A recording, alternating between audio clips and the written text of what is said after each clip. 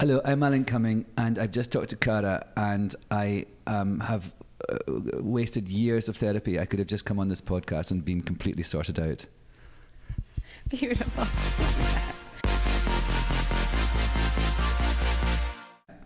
I always think it's funny when you go on a talk show and you're like, oh, you're the first guest. That's like a big deal, you know? And even though I would think the last guest would be more of a deal because like you're waiting for you to come on. It's different in America. Right. But you're like, oh, I'm first guest. That means I'll be home by blah, blah. You know, I'll be out quick. No.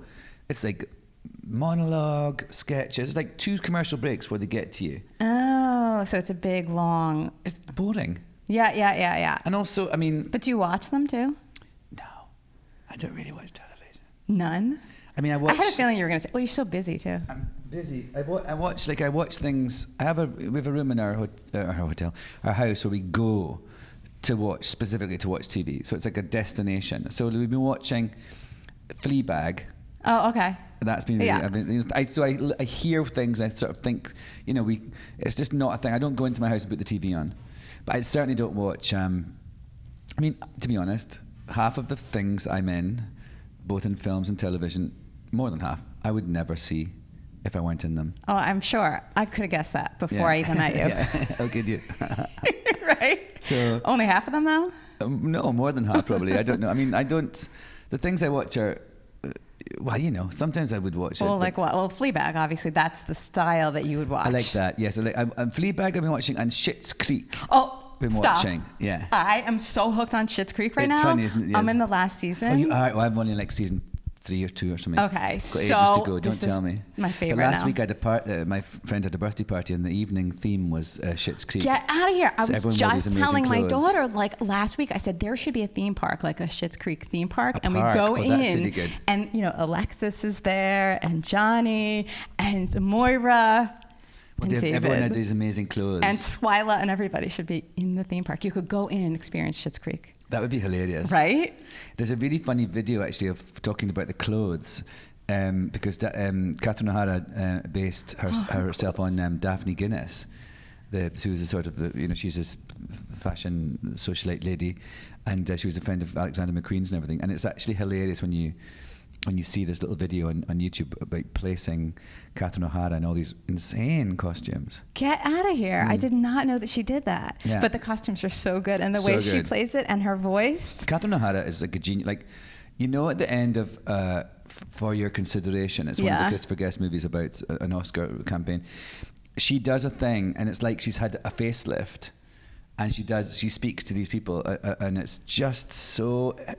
like my favorite thing of the combination of hilarious, desperate, and heartbreaking all at the same time. Yeah. And she does it all, and she's not had a facelift. She's not even got tape or anything. She just does it with her face. She's amazing. She's a genius. They're all so talented, really. Oh. Every single one of them. I have the people I've most geeked out on are Christopher Guest, Eugene Levy, and Fred Willard. Oh, Fred Willard is funny too. Completely. Those are your people. Yeah, and then Catherine O'Hara, Catherine O'Hara, and actually all that lot. And Parker Posey, like she's a friend of mine, so I didn't geek out quite as much but you know, Waiting for Guffman is one of my favourite films, and it also taught me a lot about America, because I realised if that is being parodied, then it must exist, you see? Yes. And so, because when you've come to this country, of course. There's so much to understand. I'm still learning, I'm not quite up to speed. I think you're doing pretty well. Thanks. Okay, so let's do one more. You have to go soon. So let's do one more. During the podcast, we did a bunch of these proverbial sayings, and I would give you one, and you would react to it. So agree, disagree, give me an example, whatever. You were great with them. So we're going to do one more on camera.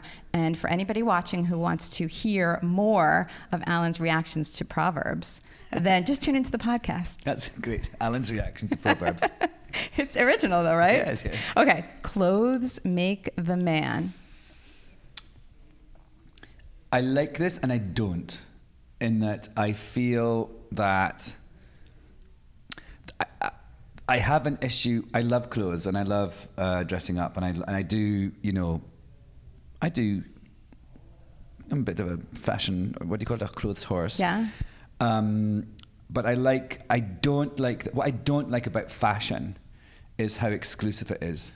because basically it's saying a lot of fashion, I think the fashion world and the fashion industry, it sort of says to people, you can't have this, but therefore you should want it.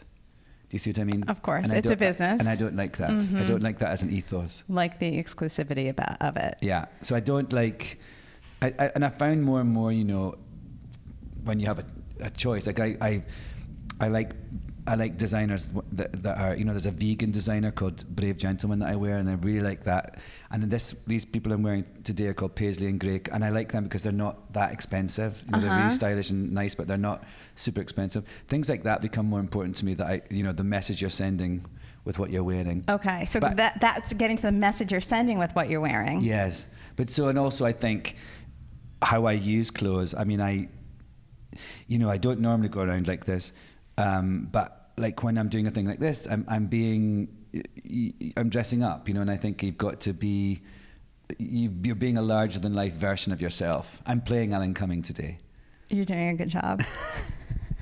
I got the look down. Look at this. Excellent. Alan, thank you so much. Thank you. This is fun. Was it? Yeah. Did I ask you anything? No, you did. You're actually very good. You did not ask me a question that I feel I've been asked before. Okay. So after we're done, how are you going to feel about this? I feel like I should give you like $250 for my therapy session. Do you think my rate is only $250? I thought I was getting a discount. Friends and family.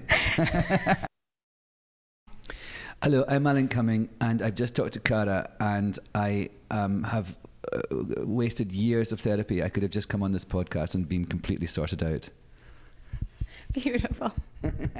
Okay, so Alan Cumming just left, and I knew that he was not going to appreciate me asking him any questions he has been asked before. I just really felt like that would be a no-no with him. So even though I did my research and found out a lot of things about his history and his work personally, all that stuff, I knew I had to do something different. So I decided to get a list of sayings, like proverbs, I guess you would call them, or proverbial sayings, I'm not sure, and ask him to react to each of them. And it worked out really well. So if you want to hear what he says, check it out. Check out the podcast.